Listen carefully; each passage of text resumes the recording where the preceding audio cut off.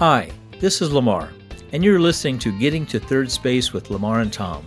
A third space is a term that refers to a safe space for people to come together for respectful dialogue in a spirit of listening, sharing, and learning. In this podcast, we explore what it means to have third space conversations, and we try to model them.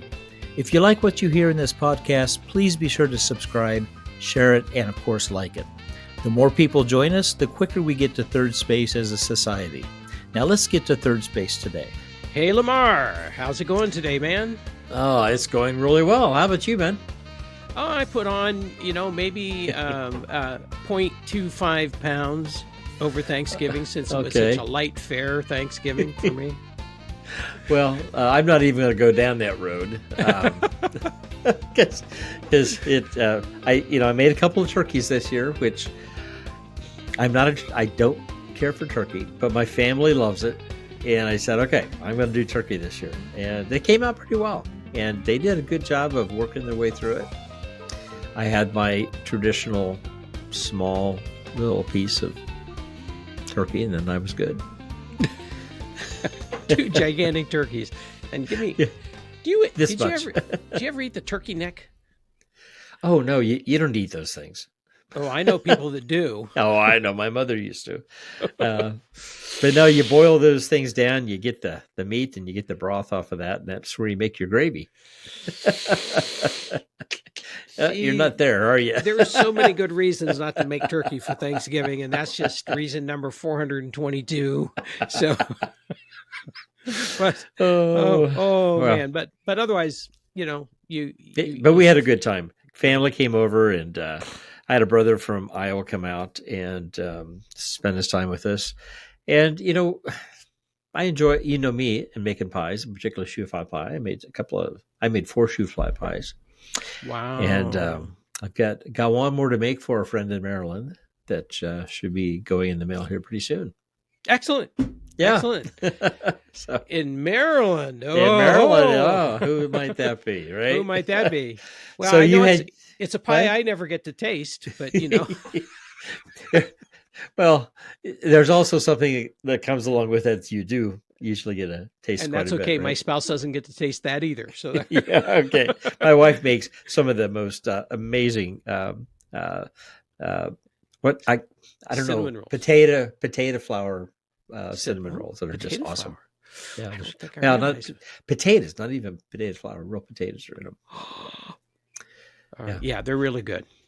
So now I'm going to start I'm going to camp out by the mailbox waiting for those to show up. All right, man. Yeah, very good. So we have quite a guest today, a friend of yours that you've introduced me to. I'm looking forward to this. Yeah, Michael Gaskins. I met Michael over a decade ago through a mutual friend, and we've become friends, and we've stayed in touch over the years. I've had the privilege of following his career, which is really, I want to say, it's duo-faceted. Yeah, it seems like his career has been in one area or the other, largely.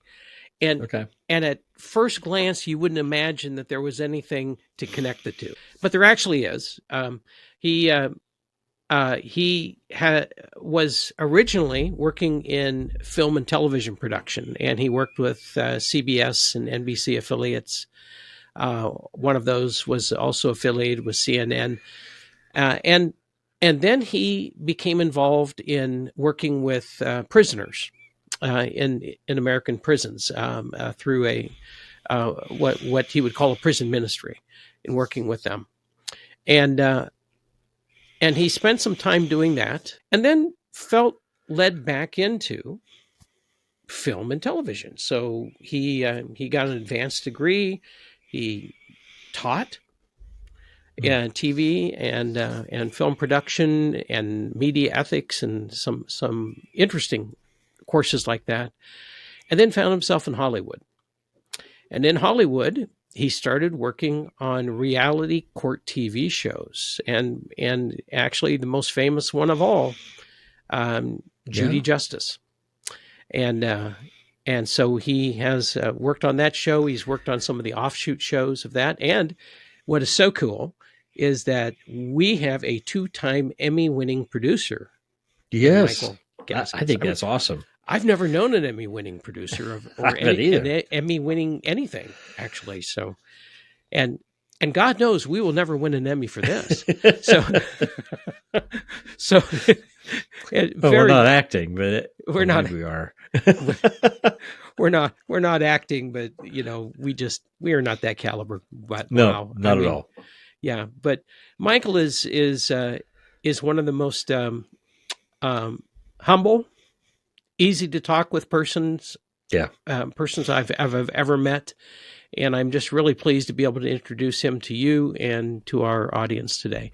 I think this is going to be a fun and interesting show as he kind of pulls back the curtain and lets us see what is behind the scenes in both TV production and also, to a certain degree, prison work as well. So, Well, let's bring Michael out of the green room where I'm sure he has been waiting patiently. And let's get that door open. Okay, the door to the green room has swung open and Michael Gaskins has stepped through. Hey, Michael, how's it going? Great. Thank you for having me. Welcome. Really appreciate you being here. Yeah. Lamar, did you take care of the basket or did I do the basket? Was I supposed to do the basket this time? No, I think you got your credit card back online again. So I was using that and I appreciate it. Why are you using my credit card? What is the deal with that, man? But no, actually, I sent him some of the Christmas cookies you make. Did you get the Christmas cookies, Michael, in the green room? I did, but I was hoping to get pretzels since I'm from Philadelphia. Oh man. Oh man, I hate to disappoint you, but the cookies are pretty good. Tom actually makes them. It's an old recipe from his family. Oh, it's another heartbreak basket, but it is. I mean, what are you gonna do? It's the thought that counts. Well, yeah, thank you. and we were thinking about it. Well, hey, Michael, we're really glad to have you here, and yes, in our introduction, I told folks just a little bit about you, and it was mostly truthful, by the way, and that was a joke. But yeah, okay. No, I was wondering, like, what did you say? No, it was a nice introduction. And by the way, I'll preface. I will let people know that you and I have been friends for over a decade at this point. So I can tease you here and there, and you can do the same thing with me. Yes, you can. But we are really glad to have you on the show. And aside from all the cool things that I shared about you in the introduction, which included the fact that you're a double Emmy winner, and that you have had a pretty interesting career in both prison ministry and also in television and film production, like Judy Justice. But what else would you like people to know about you that isn't in your bio or your resume? I'm a father. Let's see. Also, I'm a nerd. I love Star Wars, Star Trek, superhero stuff. Love traveling. Yeah. A whole lot more, but that's the main things. Yeah. Well, but have you been to the great state of Iowa? Not yet. Not yet. I'll get there soon, but I think the main thing is that I am a Christian. I don't beat people over the head with the Bible, but I try my best to live out my faith around folks and do the best I can to encourage people to not give up in life and to I see the best in people and just try to encourage them to reach their fullest potential. So that's another big thing about me. I love coaching, mentoring, giving out advice, things like that. Oh, awesome. Yeah, this podcast, and you probably had an opportunity to talk with Tom a little bit, maybe, or even watch a part of an episode. But our thing, kind of what this has been shaped around, is the importance of promoting civil dialogue in the times where we have some of the most difficult conversations, or even when we're just building relationships or continuing our relationships. Finding ways to have healthy environments, positive dialogue, ways to support Mhm. and lift up other people. We find that to be pretty important.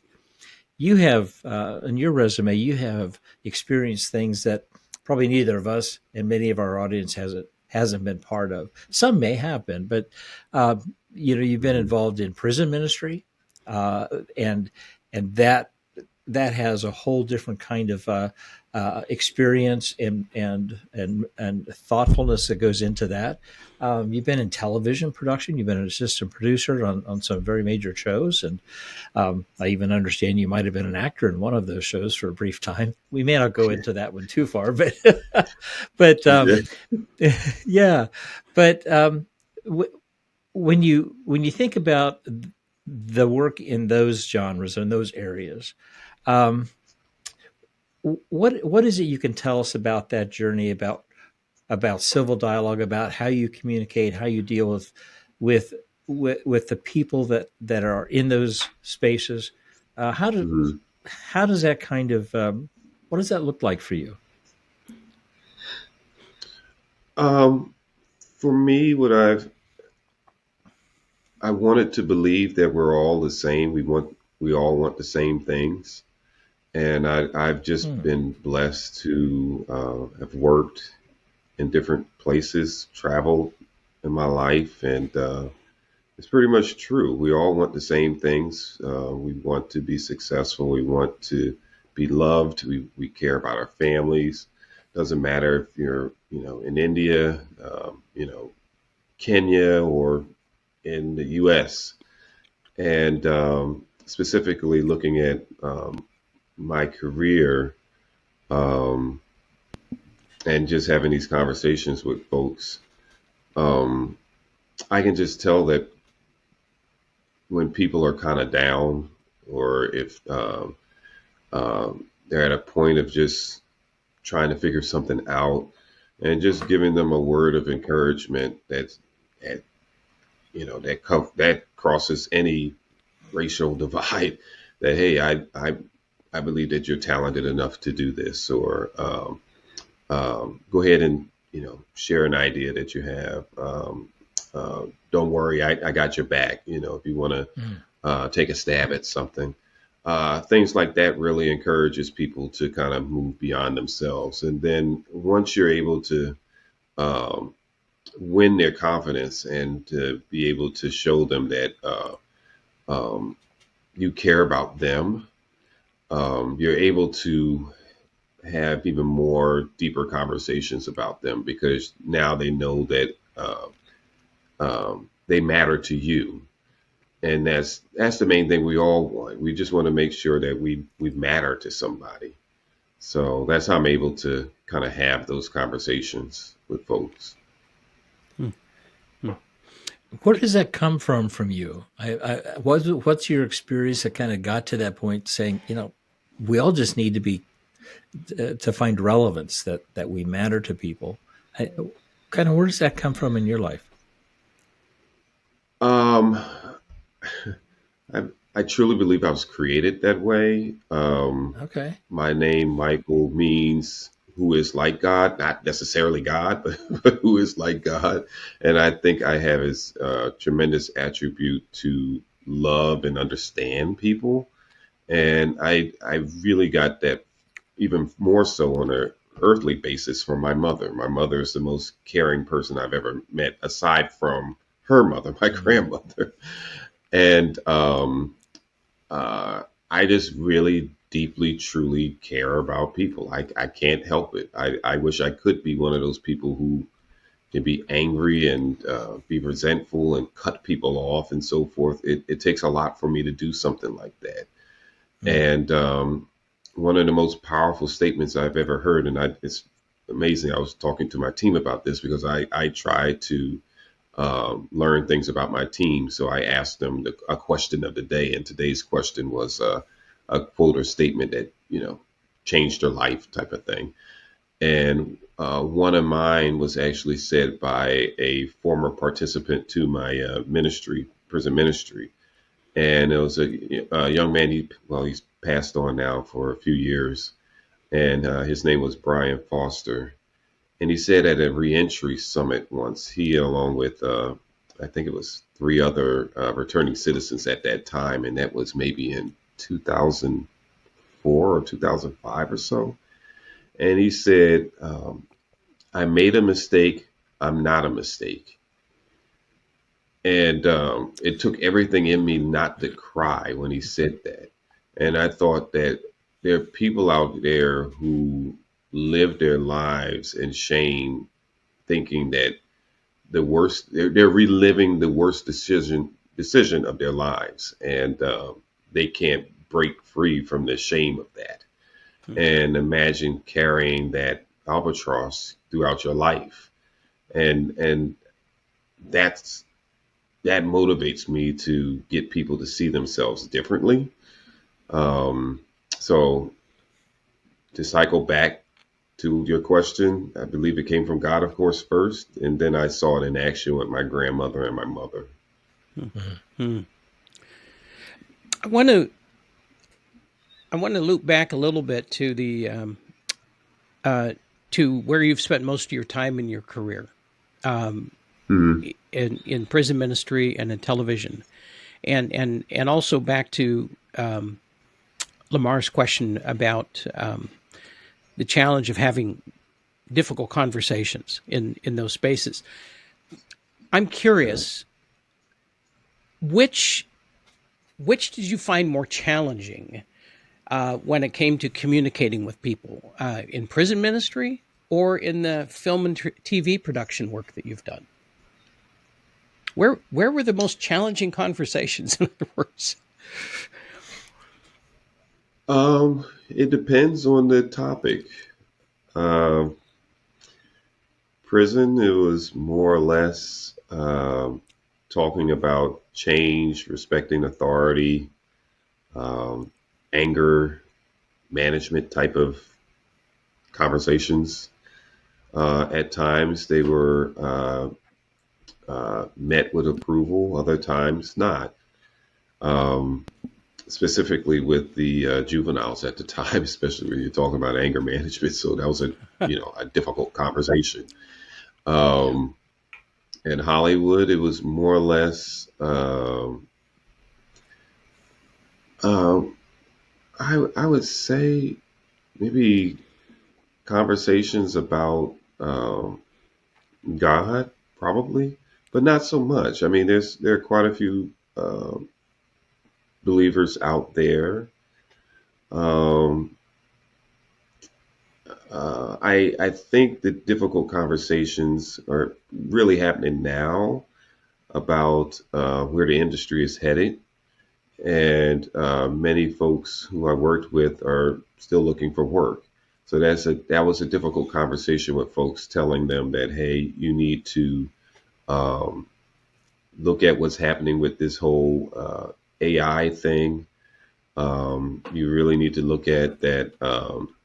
Don't put your trust and confidence in the studios. Some folks didn't really want to hear that because they were so used to, every year the show would come back.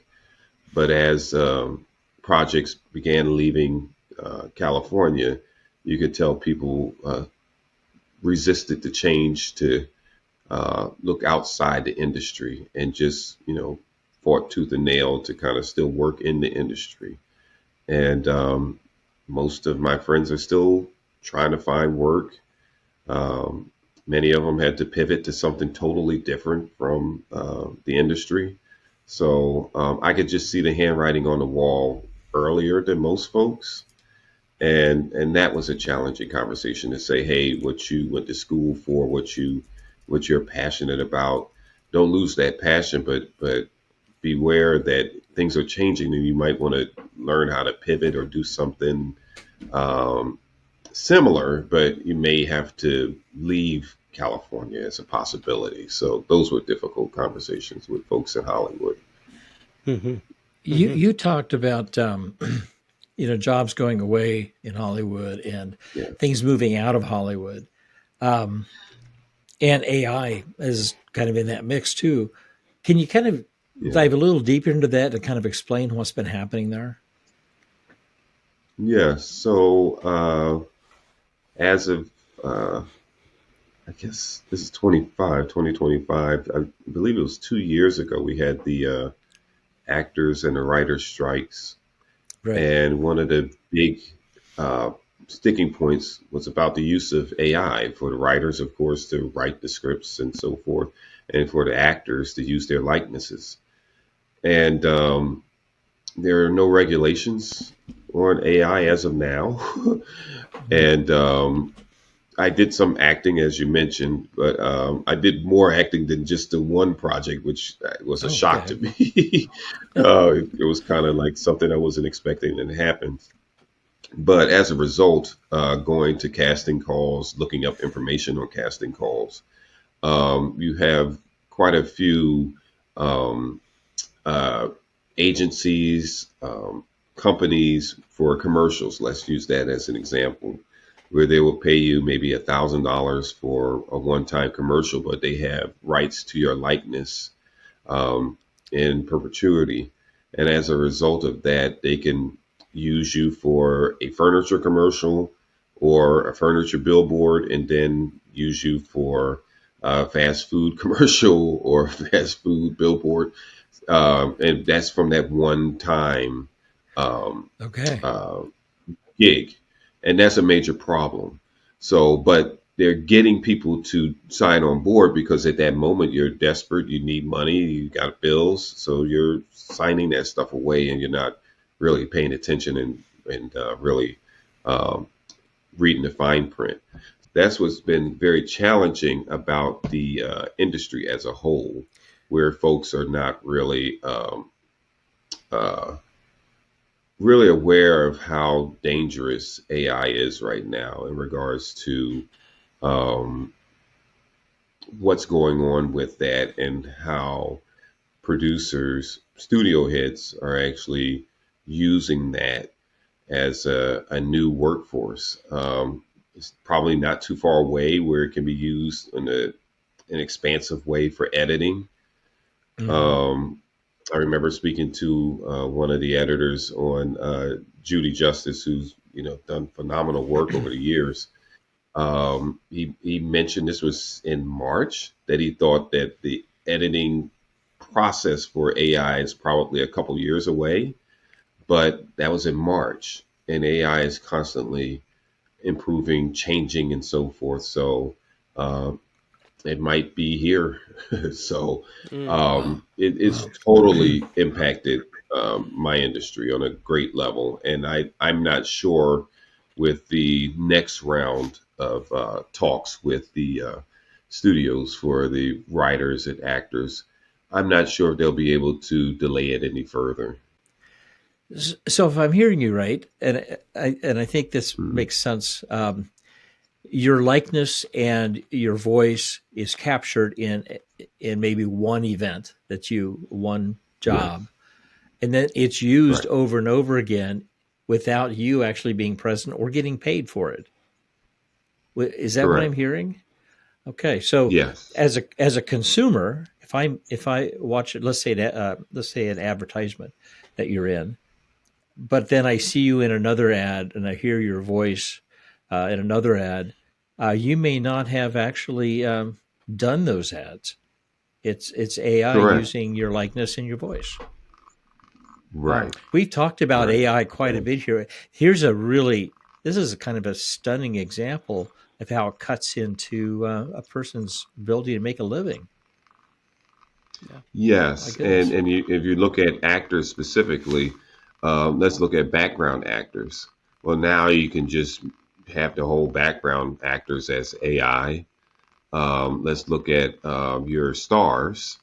Um, One of the last people who would probably sign off to something like this would be Tom Cruise, but let's just use him as an example. He's constantly doing his own stunts. Well, now you don't have Yeah. to do that with a Tom Cruise. You don't even need a stunt person anymore. So it's really impacting stunt men and women as Oh, it well. does. Yeah. So it saves the studio money because the insurance issues and just having to pay for extras and stunt people and so forth. So it's it's a problem. It's a real Yeah. problem. Yeah.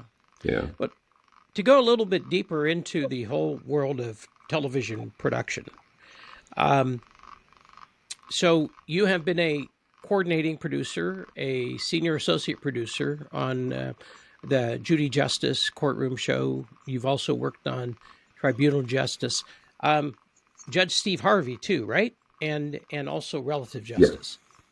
And so Correct.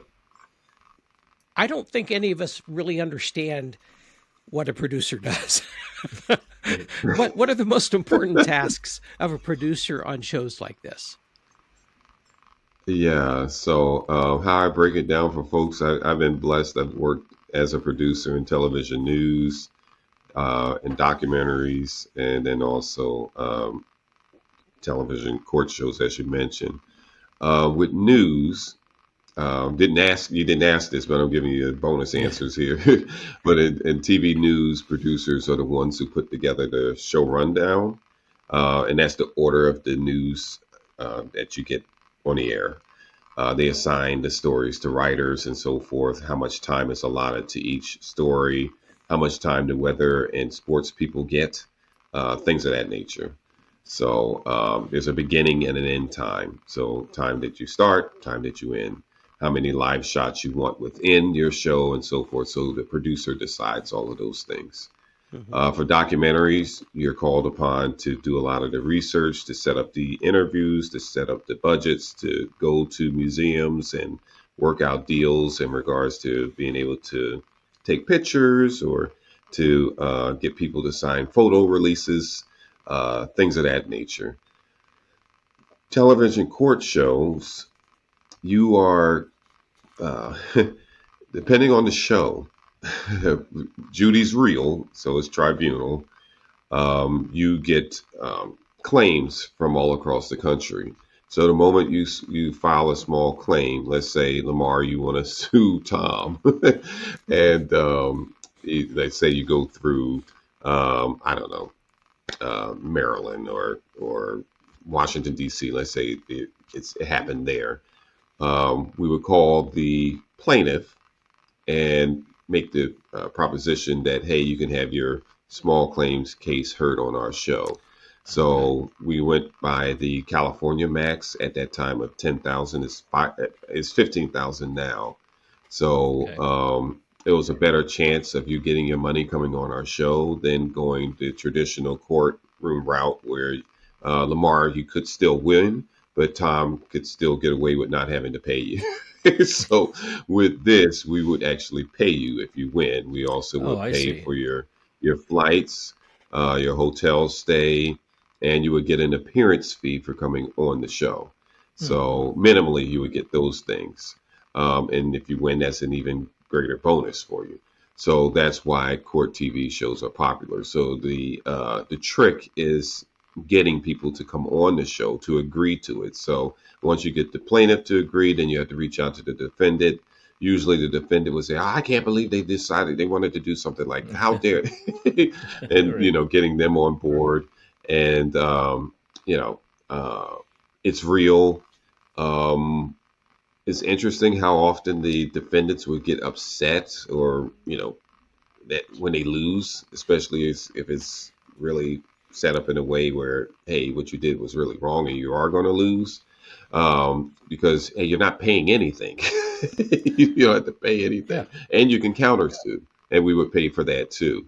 So that's pretty much how it works. It's just being able to get both parties on board, and hopefully, it's a very compelling case where it's something unique and different, because I would say if you break up all of the cases over the years, it's either a dog attack, dog bite, a car accident, or you have situations where it's like a property thing where it's well, is the tree on my property line or yours? So pretty standard, but hopefully you have like some sort of like a um, some sort of I guess a storyline with it that's a little unusual. Where relatives, that's interesting because that's more um, personal in a sense, and you want to have like some conflict definitely. So it's a show. You want to be able to have like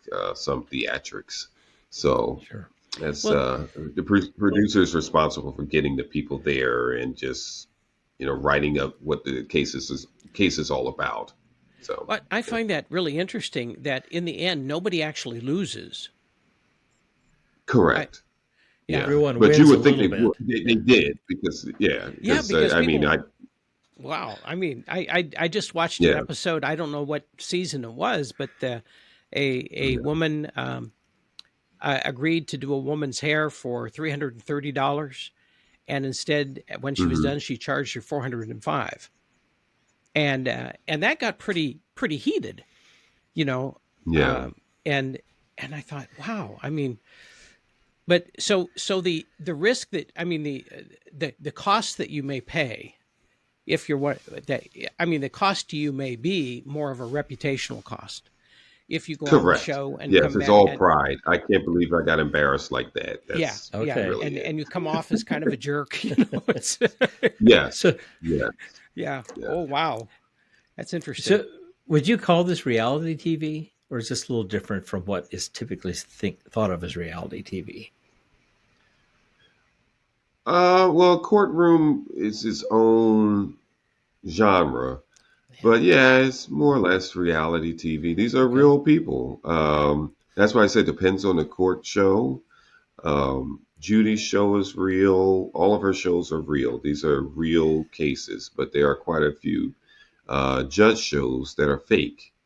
I not only worked that show wasn't fake technically. It was based around real disputes. That was Judge Steve Harvey, There's but a I was an actor on one of another court show, and I was a totally made up person, and it might have been a real case. I don't know. It could have been made up, but I played the role of a dad suing another dad. Our two boys, I took our two boys to a basketball game, and we were sitting in the mid section of a arena, and I decided to move down to the first row. And I said, well, the other dad should have paid me money for that, and so forth. So, okay. so I acted on that. So that was funny and interesting. So So that yeah. was more of a reenactment as opposed to, actual the two dads, right? Or a possible Um, reenactment of a possibly. yeah. Okay, yeah, got it, got it. Possibly of a real case. We don't know, but it was But the entertaining. Let's say that. but the emotional responses are the actual responses that people have on the shows you've worked on primarily. That's their real emotion. That's how they feel about it. It's not Yes, scripted for them, basically. Yeah, and correct. And Yeah. and what real quick, the interesting thing is that um, every producer probably at one time or another has been sued. I so would wonder. so I've had a few people who wanted to sue me. Oh, you tricked me into coming. I did not trick you to come here. hmm I told because we prep the litigants. Sure. We try to not necessarily coach them, but we tell them that, hey, here are some things you want to highlight, from your side to make sure you get those things across. Sometimes they listen, sometimes they don't. And then you're in some cases you're dealing with people from all across the country. It's amazing that one time I had a mother and daughter from I think Idaho, which was interesting. It was their first time to the Pacific Ocean, so they just enjoyed that. I had Yeah. I've had a few litigants who lost who wanted to still talk to Judy and get her autograph. So, it's just, So, it's just, but you're dealing with people. you said something earlier that I think it's really important to highlight, and Yeah. that is that with Judy Justice, and maybe this is perhaps what has made her Mhm. show so incredibly popular, is that you have an agreement with the litigants that she is really going to settle the case, Yes. and Yes. that She's the going forward, arbiter of the case. yeah, they might be able to relitigate. If you lose, you may be able to take it back to court or something like that. But No, essentially, oh, you no, you can't. can't. No, You no. So oh, she okay. arbitrates the case, and her decisions are final. So once Her that happens, we send dismissals to the original courthouse to Oh. dismiss those cases. So Excellent. once it's been settled there, that's it. Yeah. Well, that I think that's an important distinction to pull out, Mm-hmm. because Yeah. one of the things that, as Lamar and I were brainstorming and thinking about what we wanted to talk with you about here, this whole question of Hmm. what is real and what is not real came up for us, Hmm. Yeah. because that is certainly something that we encourage our listeners to pay attention to in the news they read. In that, check your sources, make sure that what Yeah. you're reading is accurate, that it's real, that is factual, et cetera, et cetera. And now I'm realizing in talking with you, it never occurred to me that there might be some fake court shows out there. you know, I Yes. just assumed they were There's all some. real. Yeah. So, Yeah, there's some. Yeah, all of Judy's franchises. If she even sniffs that is a made up case, she gets very upset. yeah. Um, People's Court is real. So there are some like Hot Bench because that's produced by Judy. That's real. Mhm. So there are some that are real. And then there are some that are fake. I can tell you which ones are fake. If we could, Well, I could tell no, you that don't do that. offline. don't That's Yeah, fine. but don't there do are some. that. Yes. Yeah, Well, I will tell you though, I found these shows to be fascinating, I do um, too. and Yeah. and I started out years ago watching Judge Wapner. You remember that show? Well, Well, sure you Oh do. that was a yes, I people's remember court, that. wasn't it? Oh, is that People's Court? Was that Yes. the Yeah, name of it? People. yeah, Yeah. Yes. And I just love the way he interacted with people. I saw it more as a sociological experiment from what I was watching, but Yeah. I just found that fascinating. yeah. I think Yeah. it's very Yeah. interesting. A fun fact about Judy, she did the whole Judge Judy thing at age 51 or so.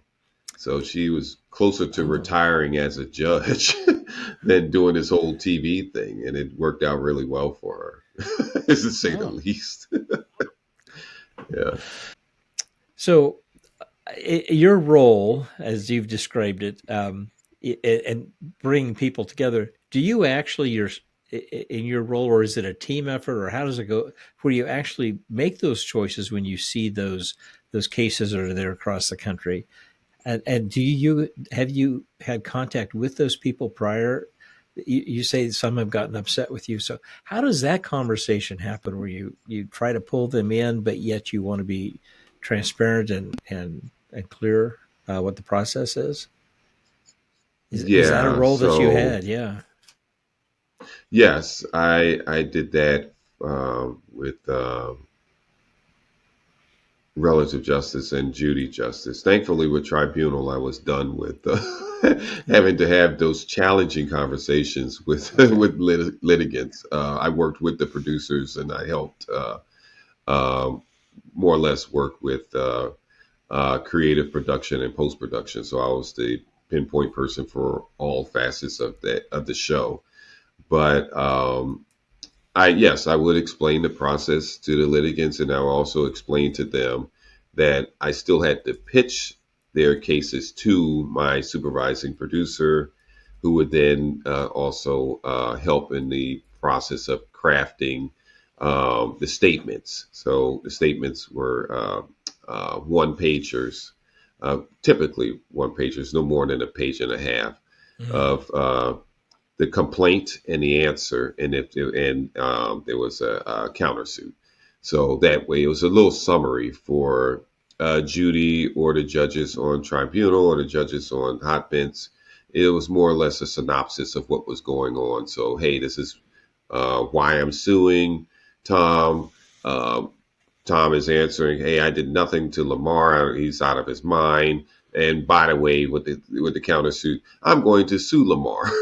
So we kind of just break those things down for Yeah. folks, and then we would Okay. either read those statements or send them to the litigants for them to read them and say, "Hey, is this your story?"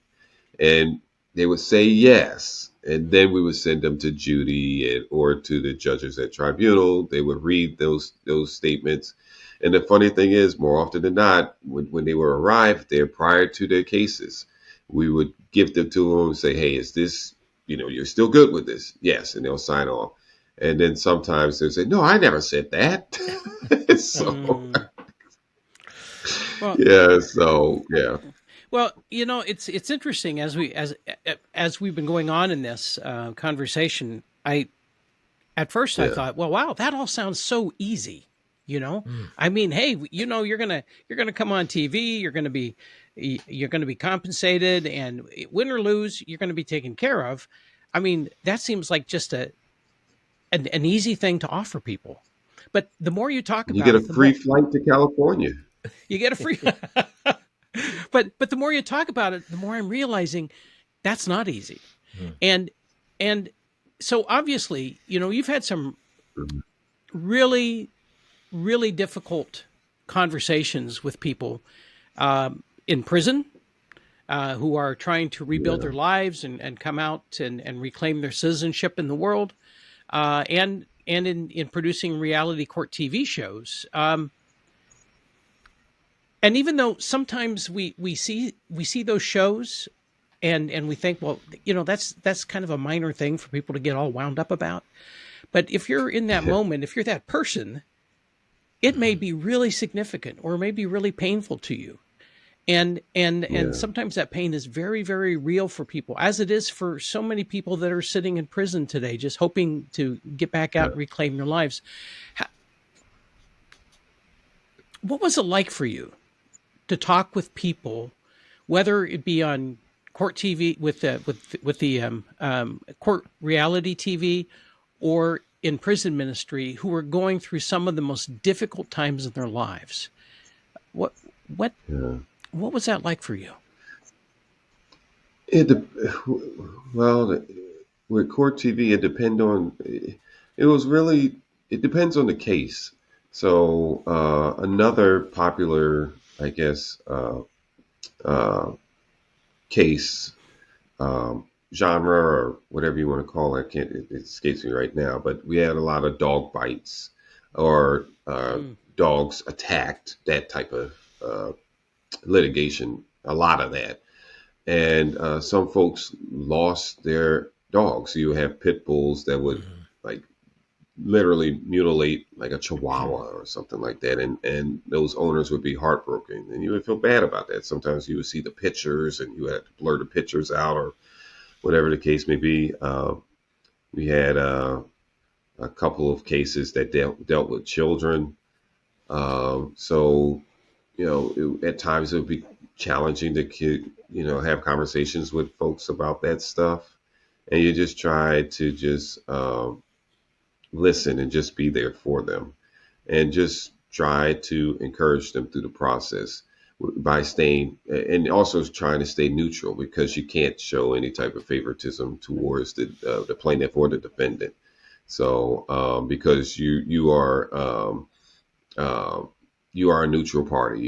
You're mhm. trying to just make sure that the main thing for us is that they get there, because there's a lot of people at times will I guess change their mind at the last moment. May not even get on the plane. We've had some situations like Mm. that too. So it depends on the case. I mean, some people, um, you know, hey, I get it. Maybe you got your car dinged, or I don't know, a tree branch fell on your side, or it messed up your fence. Is that a big deal? Yes. For some folks, for me, maybe not so much, because the money that you get, you'll spend that in a minute. So that's a kind of a different type of conversation type. It's a different type of emotion, feeling, all of that. Um, the returning citizen aspect of things, the prisoner, as I mentioned earlier, some of these folks are carrying those hurts and pains for years, and that's a totally different conversation. That's a totally different type of um, thing to kind of work with people through those emotions to encourage them and so forth because of the loss. And then more often than not, I worked with folks who not necessarily were murderers or anything like that, though I did work with some folks who did that stuff and some child molesters too, believe it or not. But most of them were drug addicted, might have stole a few things here and there, but more often than not, these are things that they self-sabotage themselves. So just trying to help build confidence and belief in themselves at times were that might have been challenging. Dealing with kids who are already in and out of the system, who may not have had a father figure. I remember one kid told me, this was very early on when I started my anger management program. He was, forced to come into my classroom and he yelled out, "I don't need anger management," and stormed off. So he clearly needed it. And every time I would show up to the prison, he would look into the window to see if I was actually there and, still walk away and so forth. So at the end, when he was actually being sentenced, because I was in the jail system with the juveniles, he admitted to me, he walked in and he said, "I do need anger management and I'm sorry I'm going upstate. And I'm so angry because I've only seen my father twice in my life. And one of those times he was actually on the run and his mother came into his room while he was asleep, cut on the light and said, here's your dad." And, that was a tough conversation to have with him because I didn't really say much. I just listened. Yeah. One of the murderers I worked with, because I had a few of them, most of them were juveniles. I share his story sometimes to folks to make them think, hey, you say, well, I would never do that, or, I'm not that type of person. Well, this young man's story was that when he was 6 years old, his mother was answering the doorbell, and he was up at the top of the stairs. He was 6 at the time, and it was his sister's boyfriend who was at the door. And he saw that this young man shot and killed his mother right there Oh. at the house, right at the front Oh, door. my. And I share with folks that how would you handle that as a 6-year-old? So he saw violence that young, that early in life. So you know that was a difficult conversation because here it is, he murdered somebody. Yeah. Excuse me, not justifying that, but he already came from a lifestyle of violence, Yeah. and it began that early. So so that was a Wow. that was a very challenging conversation. Yeah. So Absolutely. um, So, Michael, you've talked about difficult conversations you've had, both in your prison ministry and obviously in the work that you've done over the years. What suggestions would you have for people who might find themselves in a difficult conversation or dealing with someone who's in a difficult position themselves? What are the kinds of suggestions you have? um, for the listener, listen more than you speak, Hmm. and for the speaker, um, wow. Uh, don't hold it in. Don't hold it in too long.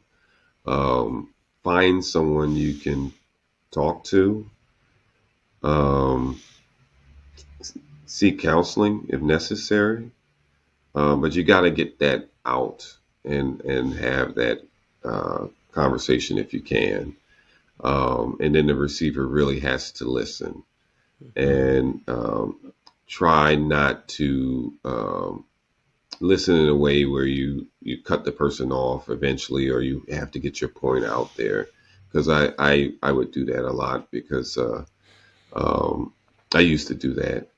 I wanted to make sure that I got my point across, and it really was self-defeating, and that created even more conflict and even more difficult conversations. So I had to grow and mature and learn that, hey, I need to let this person say everything that they need to say, especially if it's something about me. For the stranger, I let them talk. Also let them get off their chest what they need to talk about. Because some folks, you also have to learn: are they looking for you to be a sounding board or a wall or whatever? Do they want your advice? Do they want your approval? So you have to think of those different things as that person is speaking to you. And you may want to ask that. I've done that too. I'll ask somebody, hey, do you want for me to respond? Did you just want to get it off your chest? Um, would you care to hear my advice? Things of that nature. So, yeah. That makes a lot of sense. Yeah. Yeah.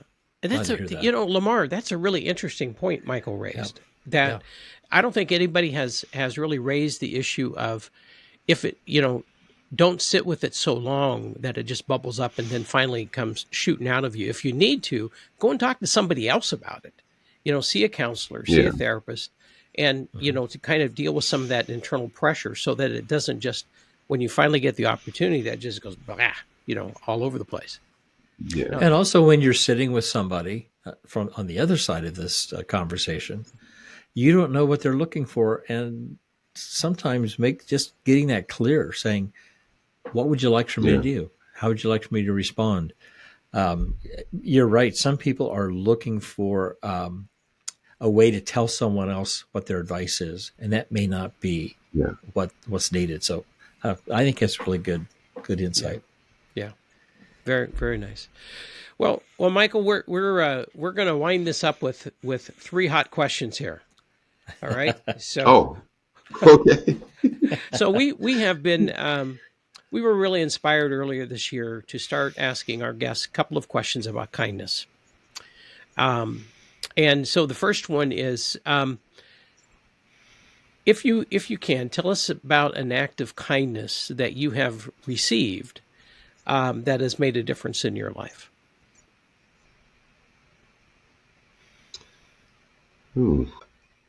I can remember a mentor of mine encouraging me to start the prison aftercare ministry. He didn't know me from a can of paint, and he was from Australia. He was my supervisor for a couple weeks, and he came into the office and told me that God told him to give me this prison ministry concept, and I built it out, and he was actually my first donor, and really encouraged me to grow as a leader at that time. So that was back in 2003. His name is John Bong, and we're still friends today. He's still my mentor.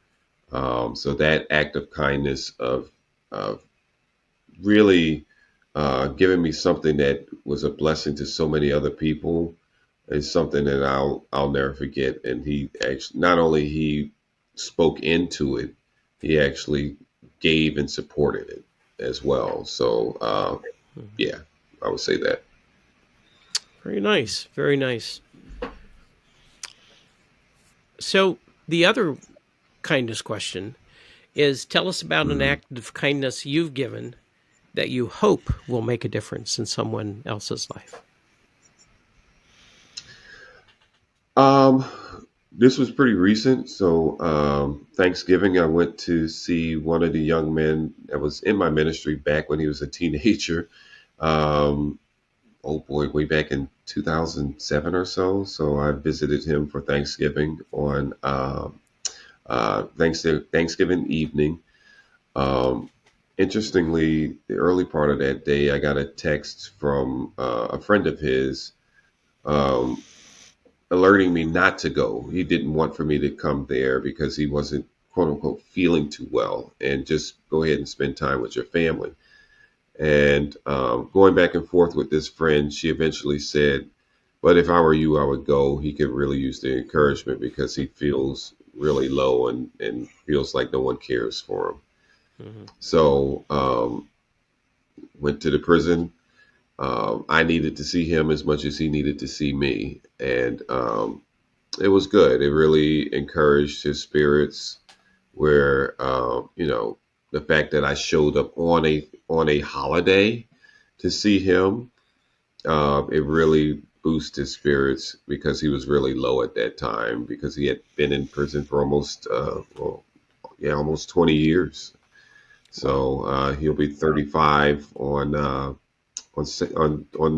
Saturday. So yeah, yeah. So hopefully he can reciprocate that to someone else or his friend who I text with. I shared what happened and I thanked her and say, "Hey, you're really a good friend." So hopefully that can trickle down to you know someone else that maybe he knows inside the prison that he can encourage them. Yeah, very nice. Thank you, Michael. Yeah. So Lamar has one more big question for you. Final question, Michael. So we give our guests a chance to ask us any questions that you might have. If you have a question that you would like to hear from Tom or I, now's a good time.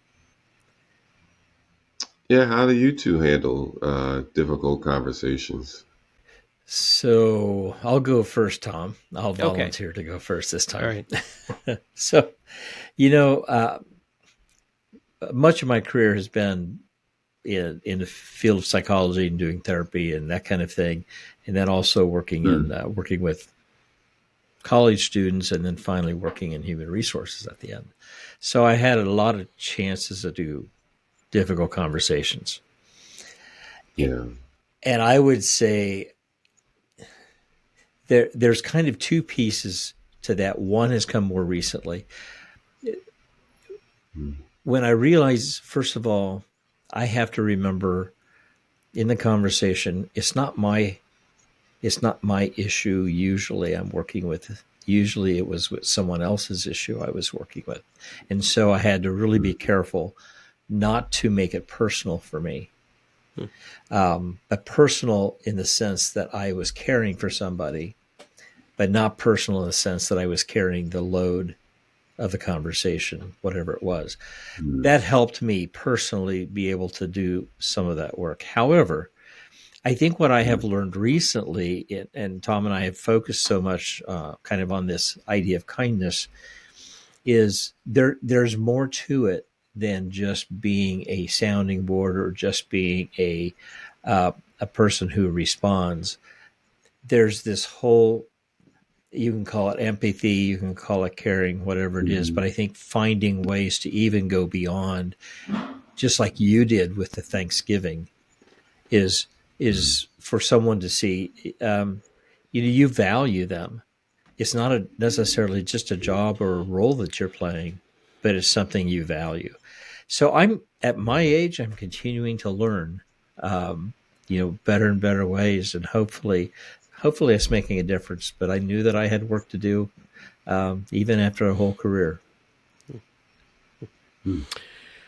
Well, for my part, I worry it to death for the longest time, for as long as I possibly can, and I lose sleep over it. But even though I do lose sleep over it, I find that sometimes at night, when I'm laying there trying to fall asleep and something is really nagging at me, that's also a reasonably productive time for me to separate reality from fiction in my brain. The idea of projecting what could happen from what is most likely to happen. And that actually can be useful, although it means I may get up a little grumpier the next day because I haven't slept so well. I think one of I like the fact that Lamar, referenced what we have learned in doing this program, because we both are learning a lot from our guests and from people, Mm-hmm. from our conversations together. And I think one of the big takeaways for me this year is this concept of winning does not have to be on the table. That I can have a difficult conversation with somebody, and as long as I can keep winning off the table, I don't have to walk away as a winner. And if the other person feels that they need to walk away as a winner, that's on them. It's not on me. But if I can keep winning off the table, that usually results in a much more productive, even though difficult conversation. And so that's a big lesson I've learned in this past year. So, well, good question, Michael. Yeah, thank you. Yeah, thank you. Hey, Michael. We're gonna let you go here in just a second, but I did want to put a quick plug in for something, and that is that as I understand it, you may be up for your third Emmy. Is that right? With Tribunal? Did I understand? You're speaking it into existence, so that's good. No, we have not heard anything like that. But hey, you never know. I think we would be eligible next year. Oh, next year. So hopefully that would be nice. Yeah. Okay. All right. Well, we will try to make that become reality for you. We will think that and speak that into existence. But Michael, so Lamar knows, I've been trying to get you on this show for quite a long time because I think you're an awful special guy. Thank you. And I have appreciated your friendship and the times that I've had with you, and recently when you were able to come to dinner out at our place. We don't live that far apart now, which is pretty cool. Yeah. And you're a very special friend, and I just want to say thank you for being a good friend, and thank you for bringing your good humor to this experience today. I really appreciate it. Thank you so much. It's been great. I've enjoyed meeting you and hearing your story. Yeah. So. Yes. Nice meeting you, Lamar and Tom. I love you. Love you too, Michael. All right. We're going to let you go, man. Take care. All right. Take care. Lamar. Yes, sir. What an interesting conversation. Yeah, I had no idea kind of where this was going to go today. He is such an interesting person with such an interesting past and future, to be honest with you. I mean, he still has a lot of his career ahead of him. Yeah, he does. I very much enjoyed his perspective and just kind of taking advantage of opportunities that come his way. I think that's a good lesson for a lot of us. Just being aware of the people around us who maybe need that encouragement. Yeah. And I thought it was so interesting when he talked about how he engaged with people, and that he tries to see the very best in people, and try to tap into that, and he did that in some of the toughest places on earth, sitting in prison, when it might be very easy for us just to say, we can't see anything much positive in that person, but Michael had the ability to see the good, has the ability to see the good. Yeah. It was kind of like he has these two roles that he plays that don't seem to have a connection, but yet they really do have a connection. Yeah. In both roles that he plays, as an associate producer and then also working in the prison ministry area, he's meeting people sometimes the most frustrating times of their life, or the most despondent times of their life, or most uncertain. And to have a voice or a person that is encouraging and is willing to listen, may or may not be an advisory type of person. He fits, just in the short time that I met him on this interview, he really fits that role very well. Yeah, he does. And now something that that Michael shared with us off camera, that we do want to mention is that the door is open for him also to start his own production company, which I think has the most wonderful name. It's called the Marvelous Light Productions. And because it really strikes me that what he is trying to do, he's trying to bring some marvelous light into the lives of people. And one of his dreams that he's had ever since I've known him is to be able to do a reality series that follows the reentry of people from prison back into full citizenship in their lives. What an inspiring show that could be, and I really hope that he's able to do that. And in the meantime, it sounds like he's had some success with the production company because he has a couple of it sounds like contracts with the NBA, right? To work to do some work for them for a kind of a NBA day, kind of a one-shot annual thing. Media day or something like that. And, or for the Lakers, that was it. That's right, Los Angeles. For the Los Angeles Lakers, yeah. And in the meantime, he also lives not far from here, where we live, and he's in Virginia, and he is the media director for a very large church out in, I want to say it's in Dumfries, Virginia, but I'm not exactly sure. I believe that's right. I did look that up before we started today. So he's a man of multiple talents for sure. He really is. But you know what I appreciate so much is that it seems like it's the same essential core that runs through all of those different roles and relationships that he plays. Yeah. Well, I thought it was a good interview. I learned a lot. I did too. Felt like, I met somebody who gets it and cares for people and is able to extend that into the work that he does. Yeah. Oh, I just wanted to say one thing about the act of kindness that he hopes will change somebody's life. He spent last Thanksgiving night in prison with somebody he'd worked with several years ago. And I thought, I could count on one hand the number of people that I know that might be willing to do that. Yeah. Right. And Michael's number one on that list. Yeah. So that was neat. Okay. All right. Well, Tom, we are moving through this holiday season. We've had Thanksgiving now in the rearview mirror. Well, don't forget Halloween. We had Halloween. Yeah, that's right. We had Halloween. And Labor Day. Oh, yeah. Our Labor Day show. I forgot about that. Yeah. But we do have a Christmas show coming up here pretty soon. We do. Ho, ho, ho. So we promise not to sing. Well, you can sing. Yeah, I know you can sing. Me, I just, my dad used to say the only thing I can play is the radio. Well, there we are. Okay, well, we're going to talk about Christmas next time. Talk about some fun stuff. So yeah, indeed we will. All right, Lamar, have a great week. You as well. Take care, man. Talk to you later. Bye.